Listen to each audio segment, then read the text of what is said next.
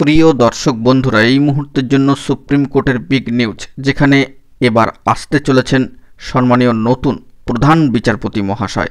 SSC মামলায় কি প্রভাব, একটি নোটিফিকেশন এই মর্মে কিন্তু জারি হয়ে গিয়েছে ইতিমধ্যেই। কি আছে অবশ্যই সবটা দেখে নেব, তাই আর্জেন্ট ভিত্তিতে ভিডিওটা কিন্তু ক্রিয়েট করা। ভিডিওটিকে শেষ পর্যন্ত দেখবেন, কোনোভাবে স্কিপ করবেন না। চ্যানেলটিকে অতি অবশ্যই সাবস্ক্রাইব করে নিয়ে সঙ্গে থাকবেন। তো চলুন কথাবার্তা না বাড়িয়ে আমরা মূল টপিকে ফোকাস করি।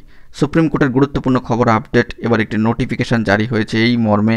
এবার কিন্তু সম্মানীয় নতুন প্রধান বিচারপতি মহাশয় অর্থাৎ নতুন চিফ জাস্টিস মহাশয় আসতে চলেছেন, এবং এর ফলে এসএসসি মামলায় কি প্রভাব পড়বে অবশ্যই সবটা আলোচ্য বিষয় থাকছে। তো চলুন সরাসরি অন স্ক্রিনে আমরা চলে এসেছি। অন স্ক্রিনে দেখতে পাচ্ছেন to be published in the Gazette of India part 1 section 2, government of India, ministry of law and justice, department of justice, appointments division এর তরফ থেকে একটি নোটিফিকেশান এই মর্মে কিন্তু জারি করা হয়েছে, এবং ডান দিকে ওপরে দেখছেন তার ডেডলাইন অবশ্যই 29শে এপ্রিল 2025।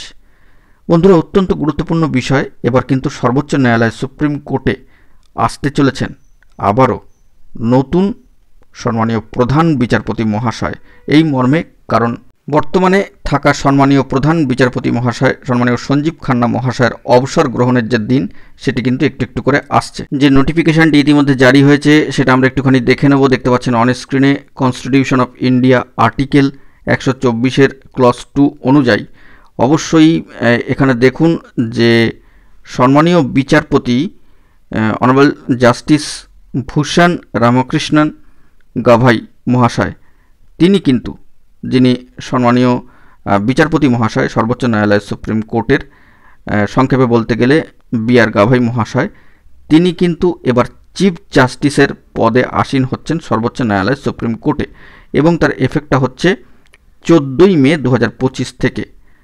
অর্থাৎ 14ই মে 2025 থেকে তিনি নতুন সম্মানীয় প্রধান বিচারপতি পদে বসতে চলেছেন, এবং আমরা জানি যে 13ই মে হচ্ছে বর্তমান সম্মানীয় প্রধান বিচারপতি সঞ্জীব খান্না মহাশয়ের অবসর গ্রহণের দিন।